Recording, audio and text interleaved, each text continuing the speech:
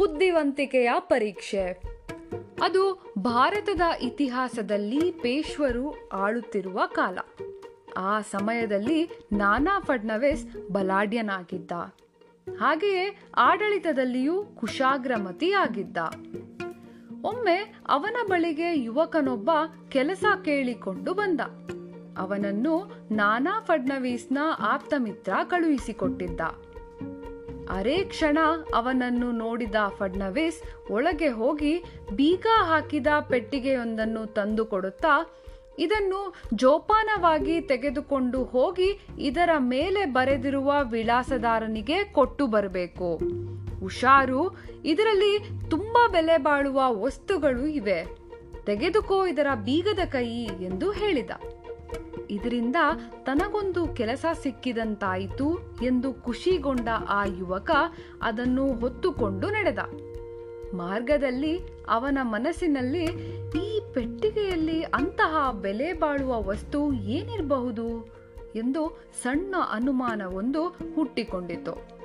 ಅವನ ಅನುಮಾನ ಬಲವಾದಂತೆ ಅವನಿಗೆ ಪೆಟ್ಟಿಗೆ ತೆರೆದು ನೋಡುವ ಕುತೂಹಲ ಜಾಸ್ತಿ ಆಯಿತು. ಕೂಡಲೇ ಅವನು ತನ್ನಲ್ಲಿದ್ದ ಬೀಗದ ಕೈಯಿಂದ ಆ ಪೆಟ್ಟಿಗೆಯನ್ನು ತೆಗೆದ. ತಕ್ಷಣವೇ ಅದರಿಂದ 2 ಇಲಿಗಳು ಪುಳಕ್ಕನೆ ಹಾರಿ ಓಡಿ ಹೋದವು. ಅದು ಬಿಟ್ರೆ ಆ ಪೆಟ್ಟಿಗೆಯಲ್ಲಿ ಬೇರೆ ಏನೂ ಇರಲಿಲ್ಲ. ಅವನಿಗೆ ತುಂಬಾ ನಿರಾಶೆಯಾಯಿತು. ಆದರೂ ಅವನು ಆ ಪೆಟ್ಟಿಗೆಯನ್ನು ವಿಳಾಸದಾರನಿಗೆ ತಲುಪಿಸಿದನು.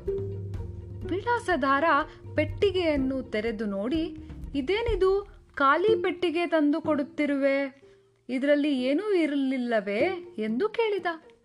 ಅದಕ್ಕೆ ಆ ಯುವಕ ಹೆದರುತ್ತಾ, 2 ಇಲಿಗಳು ಇದ್ದವು, ದಾರಿಯಲ್ಲಿ ಬೀಗ ತೆರೆದೆ, ಆಗ ಓಡಿ ಹೋದವು ಎಂದು ಹೇಳ್ದ. ವಿಳಾಸದಾರ ಕಿಡಿಕಾರುತ್ತಾ, ನಿನ್ನ ಕೆಲಸ ಬೀಗ ಹಾಕಿದ ಪೆಟ್ಟಿಗೆಯನ್ನು ನನಗೆ ತಂದು ಕೊಡುವುದು ಮಾತ್ರ ಆಗಿತ್ತು. ಆದರೆ ನೀನು ನಿನಗೆ ವಹಿಸಿದ ಮೊದಲ ಕೆಲಸವನ್ನೇ ಸರಿಯಾಗಿ ಮಾಡಿಲ್ಲ. ಜೊತೆಗೆ ನಿನ್ನ ಪ್ರಾಮಾಣಿಕತೆಯನ್ನು ಕಳೆದುಕೊಂಡಿರುವುದರಿಂದ ನಮ್ಮ ನಂಬಿಕೆಗೂ ಅನರ್ಹನಾಗಿದ್ದೀಯಾ. ನಿನ್ನಂತವನಿಗೆ ಕೆಲಸ ಕೊಡಲು ಸಾಧ್ಯವಿಲ್ಲ, ನೀನಿನ್ನು ಹೋಗಬಹುದು ಎಂದು ಹೇಳಿಬಿಟ್ಟ. ಆ ಯುವಕ ತನ್ನ ಮೂರ್ಖತನವನ್ನು ಅಳಿದುಕೊಳ್ಳುತ್ತಾ ಬಂದ ದಾರಿಗೆ ಸುಂಕವಿಲ್ಲವೆಂದು ಹಿಂತಿರುಗಿದ. ಹೀಗೆ ನಾನಾ ಫಡ್ನವೀಸ್ ತನ್ನ ಕುಶಾಗ್ರಮತಿಯಿಂದ ಅವನನ್ನು ಬುದ್ಧಿವಂತಿಕೆಯ ಪರೀಕ್ಷೆಗೆ ಒಳಪಡಿಸಿ ಅವನ ಮೂರ್ಖತನವನ್ನು ಬಯಲಿಗೆಳೆದಿದ್ದ. ಹಾಗಾಗಿ ನಾವು ನಮ್ಮ ಕೆಲಸವನ್ನು ನಮ್ಮ ಶ್ರಮದ ಜೊತೆಗೆ ಪ್ರಾಮಾಣಿಕತೆಯಿಂದ ಮಾಡುವುದು ಅತ್ಯವಶ್ಯಕ.